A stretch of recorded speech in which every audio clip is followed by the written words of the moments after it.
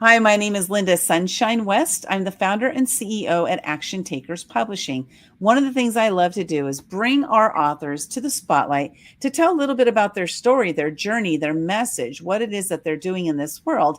And today I have with us Karen Bass, and she is an agile sales leader. And first, before we go into you introducing yourself, Karen, I want to know what the heck is an agile sales leader? Oh, that's a fair question, Linda. So it's kind of got a dual meaning. Agile in a sense that agile is a practice, and I do have an agile certification under Six Sigma, but also agile in the sense that I've had a lot of different roles inside sales, and it just kind of describes my journey. You mentioned Six Sigma. Why don't you tell us a little bit, for those of us who don't know what that is, share with us what that is and what that means to be certified as, Six Sigma. Okay, so many years ago, I'm actually looking at my certificate now in my office. I'm a Six Sigma, Lean Six Sigma black belt. And so that is a certification that's a methodology on process improvement. A lot of organizations adopt it to create sort of a common language on how they're going to fix things, communicate. So I got that certification when I was working for a manufacturing company. Can I say the names or? Yeah. Okay, when I was working for Xerox, and of course, they, among other things, still are a manufacturer, and so most manufacturers have some form of lean in their development, and other agile kinds of practices in place. Okay, so having you said Lean Six Sigma black belt, having that, how has that helped you during your journey of, to do what you're doing today? And we're going to talk a little bit about, what type of work you do and how you just how you show up as a leader in the STEM world. Well, I tell you, time you do something rigorous, it changes you. So when it took me, I'd say about 18 months to get the certification, and you lead teams, and Six Sigma is a little different than project management in that companies give you a problem or a hypothesis or some issue, and they say, Six Sigma team, go fix it. And so you get a group of people, diverse people, leaders, sometimes architects, engineers, whatever the issue is, and you collectively come up with a way to collaborate and address the problem. You, of course, assess it, you run tests, you go through all the gambit. And some of the outputs of what you do might be that, hey, we need to have a couple of one-off projects as a result of what we've, derived from our investigation. And so then those one-off projects, you get a PM to go and then run and lead that project with very specific charter and metrics and outcome-driven goals.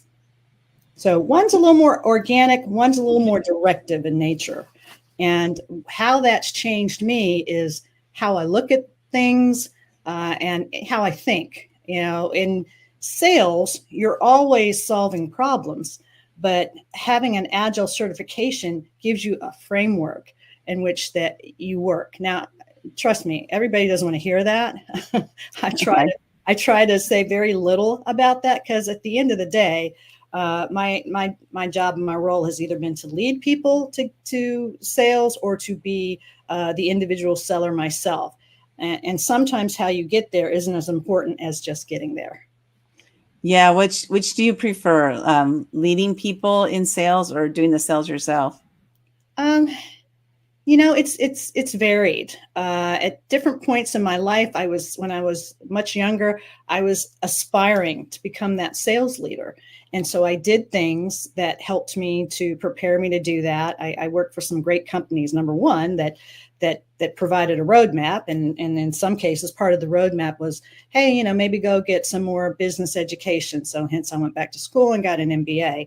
Or, and the way we do things in our company, you need to have some level of Agile certification. So do that. So younger in my career, I was very excited to be a leader because it was new and it was different. As things in my personal life, looking after aging parents and post-pandemic, pandemic took a lot. I was a sales leader during the pandemic, and it took a lot out of everybody, really. But I decided, recently I wanted to be an individual contributor at a high level, but so it just depends on what the circumstances is. I like them both. I think probably my more natural instinct is to be more in the leadership role than in the individual contributor role. I almost feel like in some aspects of that, I've kind of almost aged out of it a little bit, if that makes any sense. Okay. Okay. That's interesting. So as you're talking about this, what's kind of going through my mind is because you've worked at these huge corporations and, doing the sales there. And is there any, like, if you were to look at all the techniques out there related to sales that you have incorporated yourself and taught other people how to use, is there one thing that really stands out that you could see that would be able to help the little guy like me, right? I'm the little guy, could help the little guy to excel in sales? So there are some things, some underpinnings that I think are very important. I think sellers have to be very self-aware. So I really believe whether it's, I haven't heard Myers-Briggs a whole lot lately, but DISC or forms of a DISC profile where you understand, first of all, who you are, and you understand how to sort of read and assess other people. That's very helpful. You've probably experienced in your personal life, you go somewhere and someone's trying to sell you something from their perspective alone, and you're thinking, well, but that's not suiting my needs. So you have to have some framework that helps with that, the psychology, the self-awareness. And then there are, so that's important. And then there are some really great selling, I'll call them frameworks out there. Challenger sales, is the one that I like the most. And there's others, but I also think that to be a seller, certainly in technology or even, cars for that matter, you have to have some personal qualities about yourself that enable you to, because you're going to hear no a lot. You're going to hear complaints, and there are going to be obstacles to overcome. And in the case of technology, STEM, the book we're talking about, you have to have an insatiable sense of wanting to learn all the time, because it never stops. If you're a person that wants to be a subject matter expert in something that's relatively static, and I honestly don't know what that is these days, but then sales may not be the thing for you. You have to almost be a little entrepreneurial and have a little grit and fearlessness about yourself to really hang in on a sales career. Yeah, it's it's part of entrepreneurs' businesses, and so for me, that's been one of the most challenging things for me to work through, is to embrace the sales process, because I had a lot of fears, a lot of money fears, a lot of fear of rejection, fear of as a people pleaser. I used to be a people pleaser. I'm not anymore, but as a people pleaser, like I wanted them to like me, so there were so many issues that I would bring to the sales conversation. And it takes a lot of work, sometimes to get through those different situations. Have you been a person that's always been into, the sales process, or is this something that you developed as time went on? I think you have to have some underlying characteristics. Number one, like I said, I think you have to have a certain amount of grit, fearlessness, tenacity, humility. Also, it's you have to be able to hear no. You have to be able to accept immediate feedback, good, bad, or otherwise, and not always, respond.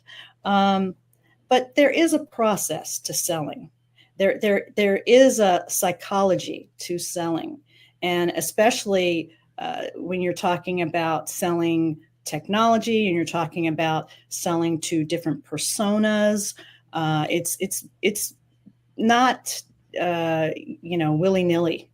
The approach that you have for people who are very technical, and in my case, a lot of times it's database engineers. What's important to them and what their why is very different from a C-suite executive. If you have a chief information security officer, their why and the conversation and what they want to talk about is very different. They don't necessarily, they may understand the weeds, but they don't want to get into the weeds. A lot of times they're connecting the dots at a lot higher level. And so there is a psychology to selling. And I guess the biggest thing that I'm saying with that is know who you're selling to. Read your audience. Hopefully that makes sense. It definitely does. And so what popped into my mind is I remember when I was little, my dad was a computer programmer way back in the days when they had these huge mainframes and they had these punch cards. Yeah. And a punch card could only be used one time and then it was discarded. And so he would bring home these boxes, like there were these long boxes filled with these punch cards, probably, I don't know, 300 or 400 punch cards in each box. He would bring those home and then we would create Christmas wreaths. So we would take cardboard. My mom would create this cardboard circle, and then we would, staple all these cards, these weird-looking computer cards, to the wreath, and then we would paint it gold and silver, and then put some little grass or whatever on it, or holly or whatever on it, and then go sell it to the neighborhood. And the reason I'm sharing this because here I was 6-7 years old. And we were selling and people bought, but they didn't buy because they needed that ugly ass wreath because it was ugly, as I look back at it, but they bought because we were these cute little kids who were coming around to sell something. And I share that because I think that created within me at that age a false sense of how easy sales was. And then all these fears started showing up later in life that made me be terrified to go out there and sell, Yeah. So there is a process like you're mentioning and grasping that process. And so what would be your advice for somebody who maybe they have a little fear around going out there and making a sale? What would be your one piece of advice you would give them? Well, it's like anything that you want to get good at, you got to practice. And I would practice or go try and sell something where there's a low risk. Just see how it goes. It's selling isn't everything we do. I was smiling when you were talking about that. First of all, good for your dad repurposing, those exactly way back in the 60s. Yeah. No, I know exactly what you're talking about. And so I grew up, I was a Girl Scout.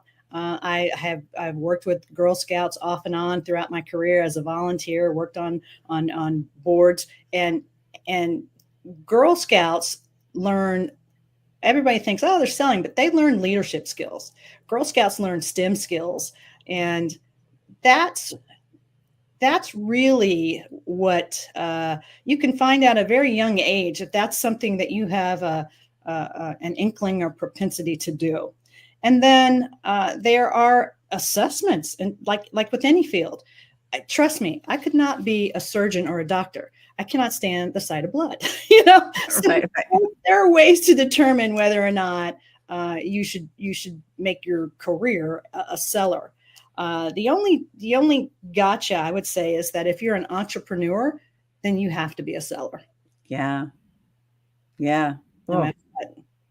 That's the truth, and so hard to hear, that fact. And it's such a truth. I hired a sales coach and I worked with her for about 10 weeks. And by the 9th week, she was like, if you're not going to get out there and sell, because she would give me all these tips and tricks and techniques. And she was coaching me. And she said, Mhm. if you're not going to go out there and even ask anybody or tell them what you're doing, you might as well just go back to a job. And I was like, oh, I ended up going back to a job because I was too scared to sell. But, that was years ago. And things are a little bit different for me now than they were back then, but it was a process. And hearing that phrase, like, if you're not going to sell, you're going to have to go back because you're not going to make any money, as an entrepreneur. You got to know how to sell. Yeah. And people evolve, I mean, you are not the same person you were back then. Yeah. Thank goodness. That's all I can say is thank goodness. Well, we're here talking to Karen Bass. She's one of the authors in this book, Evolution of Leadership in STEM, Women Catalyzing Change. Karen, how did you get into the world of STEM? I guess just accidentally. I always worked for companies that were large manufacturers. I guess Pitney Bowes, Kodak, way back in the day, Xerox, and all of those organizations were manufacturers, and they all had engineers. And as a seller, I always worked with a systems engineer, a solutions architect, and just even though I did not go to school to be an engineer, you had to learn about the products and the process in order to sell it. And so I'd say just, I was a marketing major. I went to Georgia State for undergrad, and I majored in marketing. And I came out, oh gosh, I want to date myself, but it was not a whole lot of jobs just out there for marketing people other than sales. And if you really wanted to work in marketing back then in the late 80s, you really needed to immediately go get an MBA. And so I wasn't doing that. So I ended up in sales, which I enjoyed. It was fun. One of the companies I worked for, I got a company car with young people. I grew up, and it was constant learning and training, which I liked. And so STEM, like all industries, it has evolved, and technology is prolific.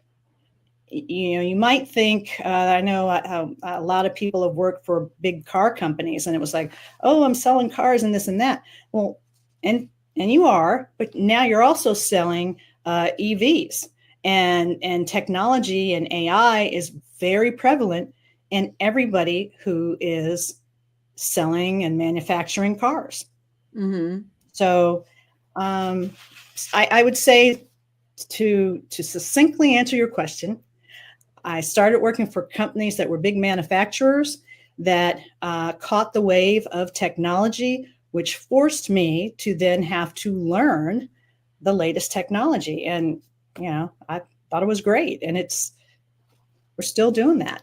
What a blessing, right? To kind of like fall into that. It kind of reminds me of when I got started. I've had 49 jobs. So I've had a lot of jobs. But when I first got started, I was in like my first fast food job as an example.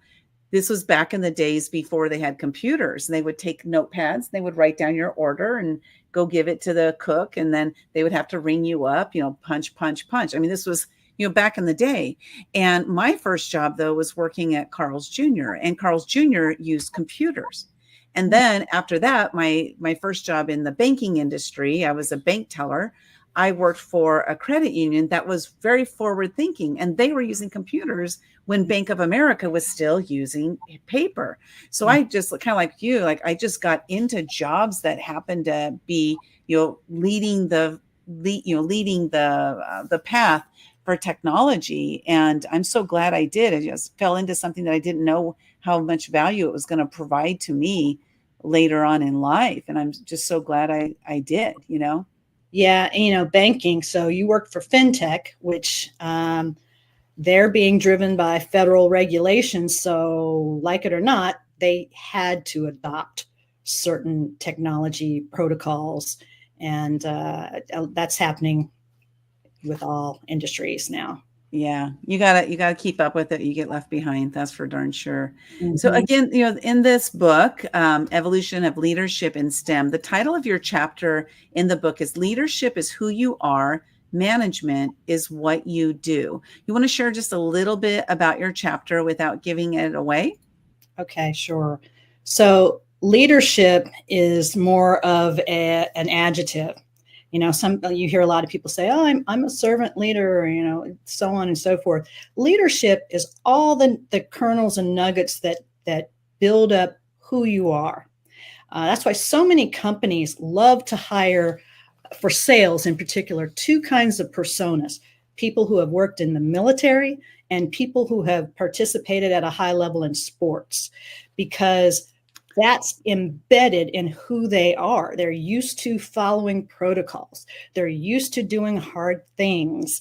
And so, you can be a leader and not have a team of people reporting into you. Okay. I kid a little bit in my chapter about being the oldest in birth order and all that, but there is some science to that a lot of leaders tend to be firstborns, or in some cases only children. But so you can be a leader. I love to watch kids, and you, when you have a group of them, you can sit back and you can go, "Oh, that's the leader," because it's what they're doing, it's who they are to some extent. Mm. Come on, whatever. Now, management is highly important to leadership. If you're going to be a leader, you must also be able to manage. But management is more of a process that has metrics. You're looking for certain kinds of outcomes, and they are more driven to meeting metrics and measurable outcomes. Some management processes have been automated. So management tasks, not all of them, but some of them, are being automated. But leadership is different, and so you said you've had a lot of jobs. I've had a lot of jobs too.